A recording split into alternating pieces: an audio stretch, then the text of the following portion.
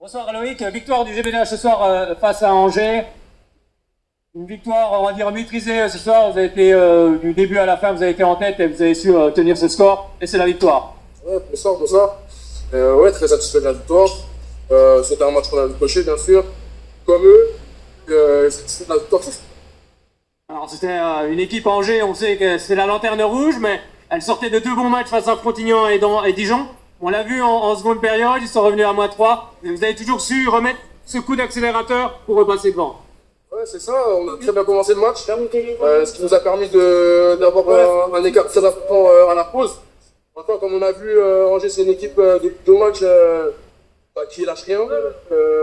On a eu un petit coup d'air, ils ont réussi à revenir, mais dans l'ensemble, on a toujours réussi à garder le cap, c'est bien pour l'équipe. On voit quand même encore depuis ce début d'année 2025 à GBDH avec un super état d'esprit, de la combativité, on l'a encore vu ce soir. Ouais, bien sûr, c'était sûr qu'on ne pouvait pas rester sur la même dynamique qu'on avait jusqu'à la trêve internationale de Noël.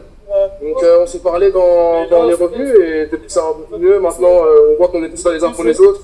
Et on voit que ça paye au final parce qu'on a déjà 3 victoires sur 4 matchs. Il faut continuer comme ça. Alors c'est vrai que ce soir, il y a eu Angers a marqué beaucoup de buts avec sa relation pivot. C'était compliqué justement de les bloquer ces pivots ce soir. Ouais, on savait qu'ils avaient des très bons pivots, ils avaient des arrière-shooters. On savait qu'il fallait faire un choix.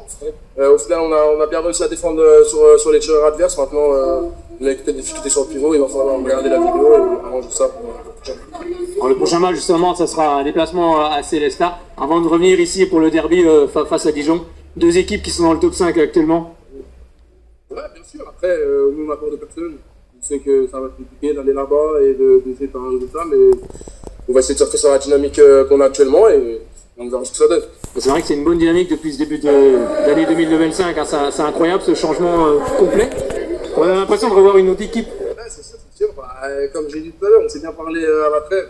Je pense que les 2 semaines ont fait du bien à la tête, à tout le monde, au groupe comme au staff. Donc au final, on s'est rendu compte qu'il fallait juste qu'on se dise les choses et au final, c'est ce qu'on a réussi à faire et ça paye maintenant. Donc, c'est cool.